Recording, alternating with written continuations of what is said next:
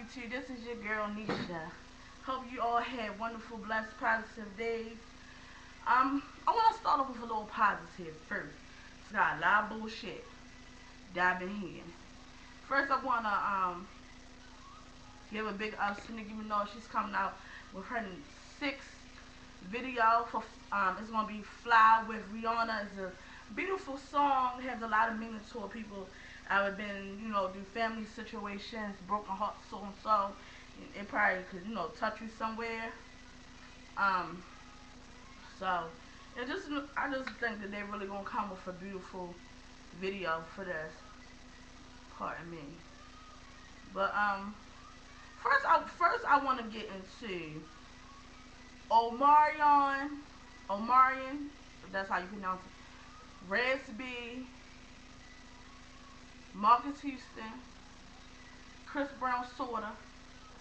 I want y'all to get off this faggy shit. I'm talking to you. I'm coming with my Dr. Phil, with whatever in me. Telling y'all need to cut this faggy shit out. First of all, okay. First, the biggest thing I heard was Marcus Houston put out a restraining order against Ray B. Really? Really? Y'all grown ass men. Not saying because you're grown men you're supposed to, first thing comes to my mind is, the fingers off and fighting. But really, y'all ain't like some niggas around the corner or something. Y'all living $1 million lives. Y'all doing big things with yourselves.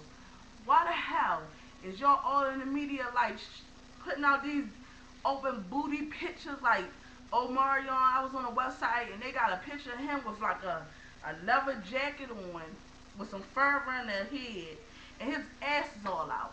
Even I don't believe his ass because it looks photoshopped for one.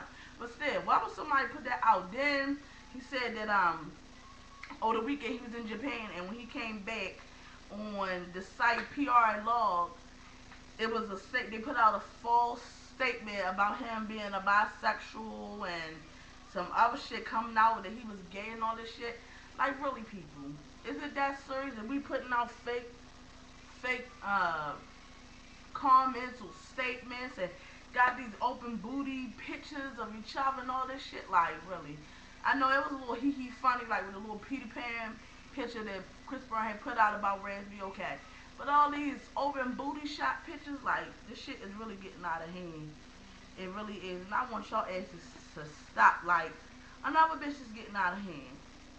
First of all, okay, I want to get into Basketballwives.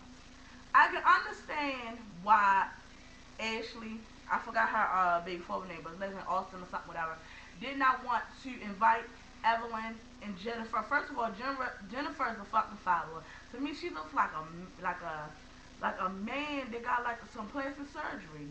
She really does. And she always cheating like a fucking chessy cat.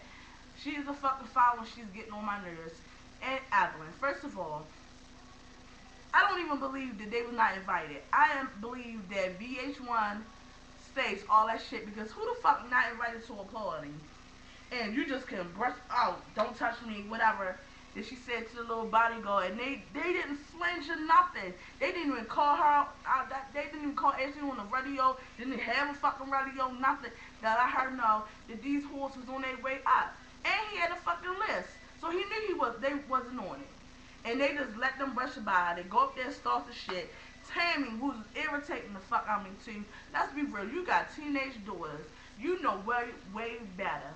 Like, you really do. You, like, if I was your baby daddy or your children, I would be ashamed of you. Because it's like, she got liquor getting in her. Then her and Roy, young age, doing the hand signs with each other.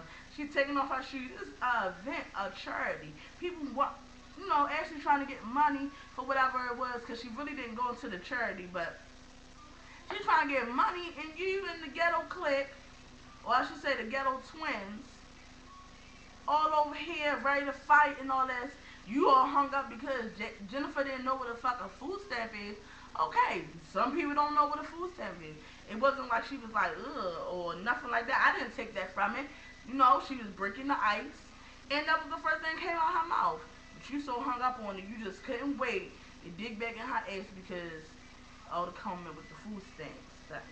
And then Allie, they ran poor Susie right on out of there. And that was another thing. Like, Evelyn, why the fuck you keep chasing this girl down everywhere she goes? Okay, she ran her mouth about whatever. You told her y'all never be friends and you never associate with her and whatever. After a while, you know, after that, whatever, she said she's sorry and pleading the blood and shit, trying to still be your friend. Let the girl rest, let her have her fun. Every time she sees you, she gotta skate out that bitch. That's not right. Like, y'all too old for that shit. That shit is crazy.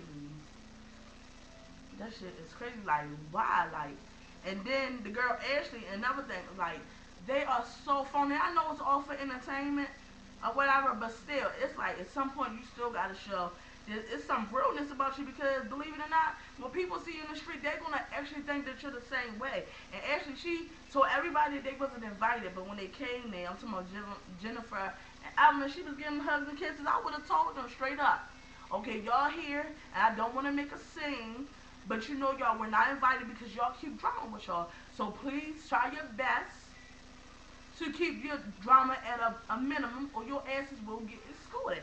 She ain't say none of that. Said the little mumbles and shit, but she ain't really say nothing else.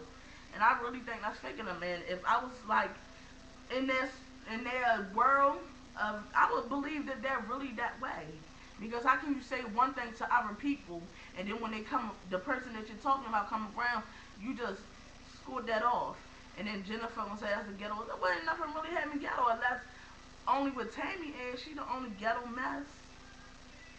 Just like Foxy Brown is a ghetto mess. Another thing, I don't understand, like, why when all this come out, they choose beef to like get them where they need to go. Like, she put out a diss record against Lil Kim, a snippet of a diss record against Lil Kim. You can go to Nicole Bitch if you're trying to hear it or whatever. Or it'll probably come up on the Google if you type in diss record against Lil Kim from Foxy Brown or whatever. But she put out a diss record against Lil Kim. What the fuck would y'all even be beefing about? Like, you should still be like in glory lane that you can fucking hear or whatever enough to get back in the world. Like, put out some good shit.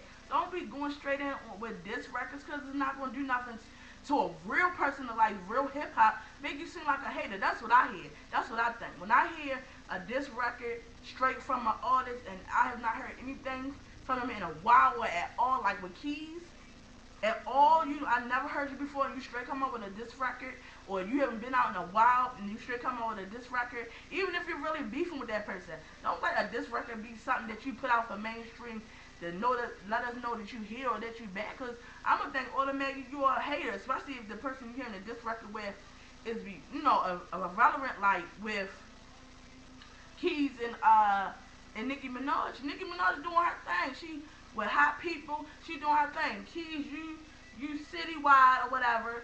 And instead of you coming out with us just seeing how your skills is, you come out dissing somebody that's up here and you climbing. She already on the fucking mountain. You climbing where she at. So that makes you look like a hater for real. And that's what I didn't like. And then the outfit she had on was horrendous. First of all, and this is something else. The outfit that you can see, you can catch it at NicoleBitchy.com. She done gained some weight. It's rolls popping out this brown dress. It was like leather, summer type shit dress she had on. And it was like rolls everywhere. I'm a big girl, I know. But she just had rolls everywhere. She had like a little pop bag looking like she about 3 months pregnant. Thighs big and everything. It just, she looked like a mess. Even the people that was like in the background of the picture was looking at the back of her dress or whatever, like, what the fuck? Like, OMG all the way. Like, when you're a certain size, you should stay in your size. I know, people call themselves bringing sexy back or whatever, but still, size sexy is, big girl, whatever. You need to know your limits, like, really. I don't give a fuck how hot you think you are. Like, I really don't understand that, because that would just kill me. Like, you can see in the picture, people are not feeling her outfit. Just like Solange knows. I really think Shorty is going to do a midlife, like, situation. No, I'm going to scratch that. Not midlife. I'm going to scratch that. She's trying to find herself. That's what I'm taking from it. Now she's rocking these long-ass poetic justice braids. If anybody know that movie, it's like long dumb ass braids, like Kunta Kinte style clothes, baggy shit. I mean, she did have a nice dress on. I forgot what her and her sister Beyonce was. It was like a little white dress, but you really couldn't like appreciate the dress because she had the long dookie fucking braids hanging down. Like really, I just think like when you're a socialite, even if it's your personal style, let's make it irrelevant. Like for real, like I know people say, you know, how probably saying that's what she wanna wear, she's different and all this and all that, but it's not clearly it just looked like you just got the fuck up and said push the button and took your ass to Africa, got dressed and then brought you back to I'm talking about Africa like Mandela days, lock the fuck up days.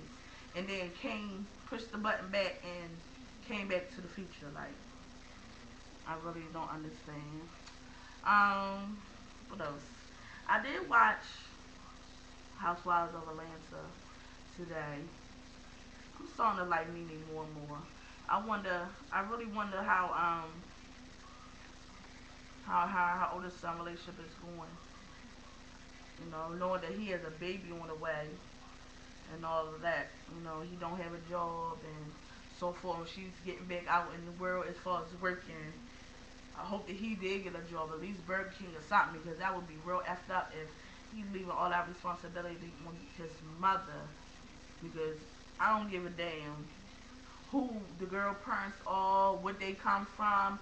A man's help, a man's responsibility is always needed when it comes to taking care of a child.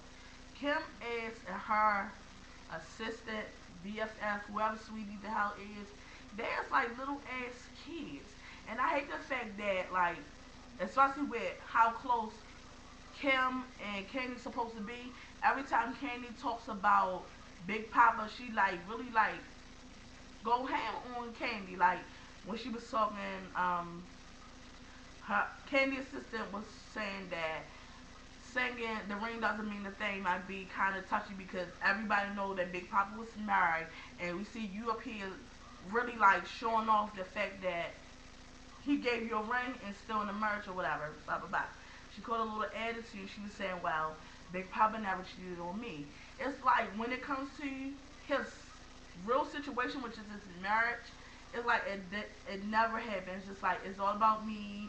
We're in a relationship, so the fact that we're in a relationship, he was never married. It's like he did no wrong when it came to going into a relationship with her, giving her wedding rings, taking care of her and her girls while he was still married, and probably still involved in his marriage. Like really, if he didn't want to get a divorce, it's obvious that he probably still was playing daddy at home. Like really, and especially to the fact that he never even wanted to show his face on television. That shows you that he gives a fuck about his marriage. If anybody didn't, I would think if I didn't care about my marriage, I would be all on TV sucking that limelight up. You know what I mean? Like AJ and other men, Apollo as we see now. Even though there's no corruption in their relationship and Apollo and Phaedra's marriage, or whatever. I would be celebrate my woman. Should you spending big dollars on her? Why not show your face? But that always becomes very, very stuffy for Kim to talk about Big Papa and their shenanigans. I really don't think that she did a good job opening for Candy. I really don't. And I don't know. I don't know. Maybe, sometimes they say you see things on television, it's different when it's in person. I hope that's that's the situation here. And Candy really wasn't complaining, so I guess it was the situation. But I really hope. I don't know. That shit not working out. Just like, I really think it's time for. I really think it's time for Peter and Cynthia to call it quits. I really did. At first, I just knew that I was thinking that maybe Peter's just a little uptight or whatever. I think he's a Jamaican. Anybody really knows about Jamaican men, that they're like kind of boisterous or whatever. Don't get offended, any Jamaican men that might be watching, but you might be a little tougher in my way or no way type. You can get that way sometimes.